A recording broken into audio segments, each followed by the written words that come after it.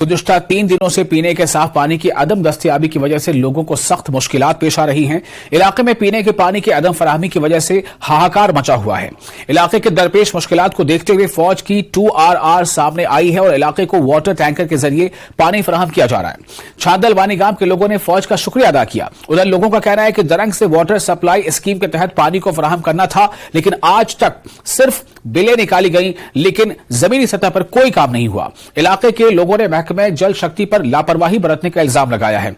लोगों में महकमा जल शक्ति के खिलाफ सख्त बरहमी पाई जा रही है। इनका कहना है कि मुतल्लिका हुक्काम को पानी की अदम दस्तयाबी को लेकर बार बार मुत्तला किया, लेकिन कोई कार्रवाई नहीं हुई। इन्होंने इलाके में स्कीम को मुकम्मल करके जल्द पीने का साफ पानी फराहम करने का मुतालबा किया।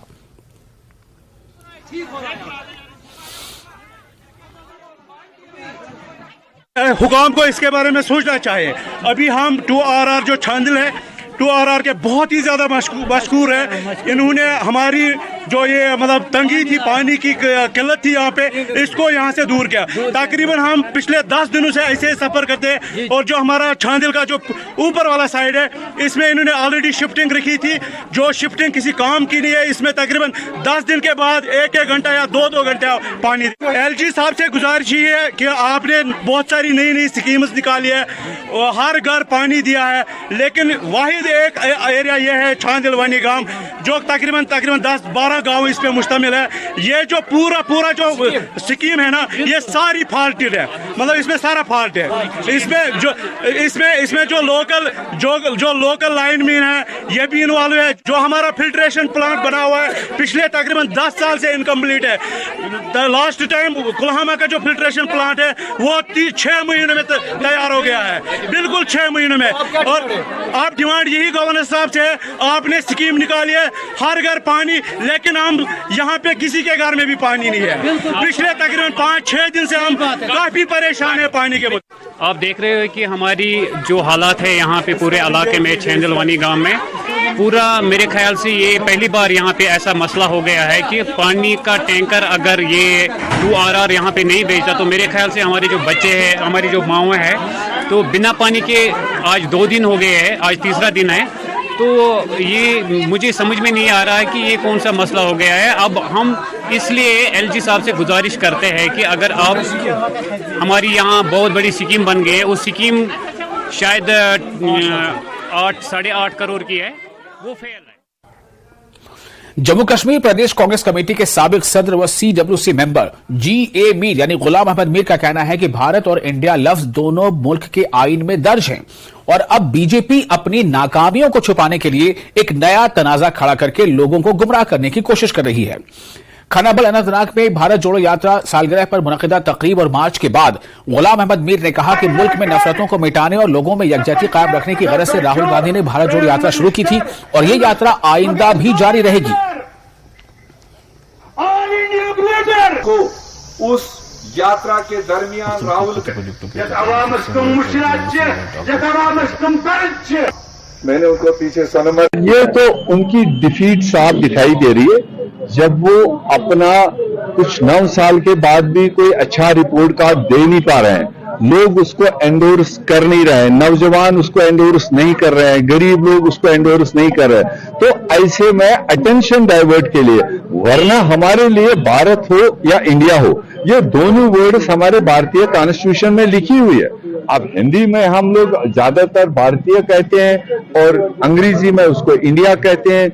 ये कोई हिंदुस्तान के 140 करोड़ लोगों के लिए कोई इशू ही नहीं है, जिसको वो इशू बना करके जैसे कोई नई चीज पैदा कर रहा है।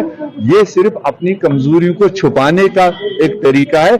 इससे देश में कोई फर्क नहीं पड़ता। दोनों लफ्ज हमारे कॉन्स्टिट्यूशन के हैं। दोनों लफ्जों को कांग्रेस ने पहले ही ये दोनों लफ्ज इस्तेमाल किए।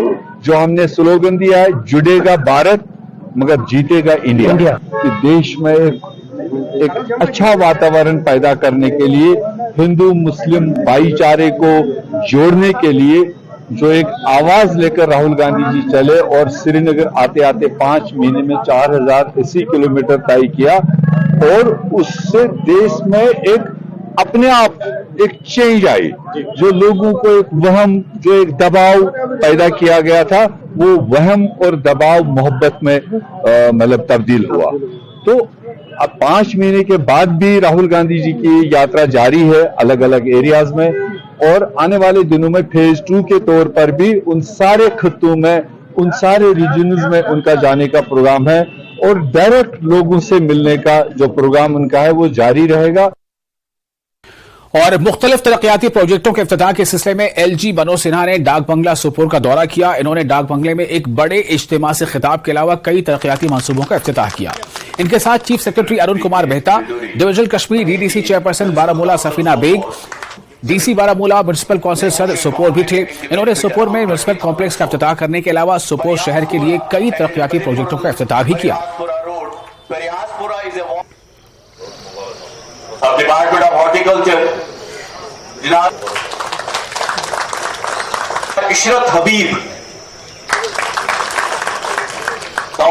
हमारे प्रशासन की सर्वोच्च प्राथमिकता है और आवाम से केवल एक अपेक्षा है कि ऐसे तत्वों को संरक्षण आप मत दीजिए, ऐसे तत्वों को प्रश्रय मत दीजिए, बाकी काम पुलिस और फोर्स के लोग कर लेंगे, पनाह मत दीजिए जिनकी। और इसी के कारण दशकों तक जम्मू कश्मीर अभाव, मजबूरी और सामान्य आदमी डर के साए में जीता है, चाहे सोपोर हो या सांबा हो, सब जगह एक समान व्यवस्था चले।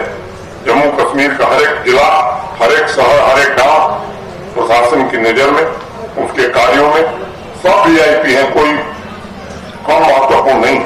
आज अगर पूरी कश्मीर घाटी के मेरे भाई बहन मर्जी से जी रहे हैं तो उसके पीछे सबसे बड़ी वजह है कि तरक्की की आकांक्षा ने गरीब के घर में जन्म लेना शुरू कर दिया और अवाम ने एक स्वर से कॉन्फ्लिक्ट प्रोफिटियर्स के खिलाफ आवाज उठाने का मन बना दिया।